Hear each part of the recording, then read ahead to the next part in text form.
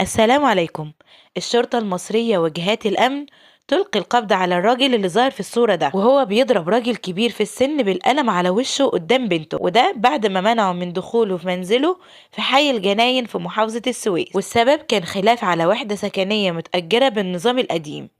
والفيديو ده انتشر على مواقع التواصل الاجتماعي وقلب الدنيا حرفيا في يوم الجمعة بالليل. وطبعا كل اللي شاف الفيديو اتضايق جدا من موقف الراجل، وكانوا زعلانين جدا على الراجل المسن اللي اتضرب واتصفع بالقلم. الراجل الكبير ده اسمه غريب مبارك وعنده 66 سنة، والراجل ده صاحب مرض، يعني عنده أمراض كتير زي الضغط والسكر والقلب والصرع، وكمان بيغسل كبد. والفيديو اللي انتشر لعم غريب كان بيظهر فيه في حالة من الضعف والانكسار والإهانة قدام الكل، وأولهم بنته، وهو بيتضرب من صاحب البيت بدون رحمة.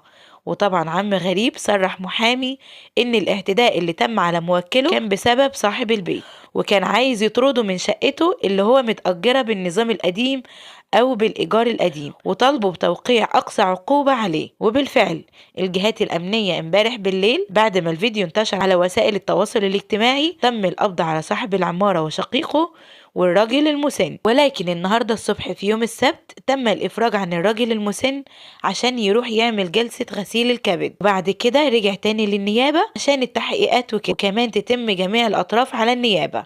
ودلوقتي الكل بيسأل عن العقوبة اللي ممكن تقع على مالك الشقة.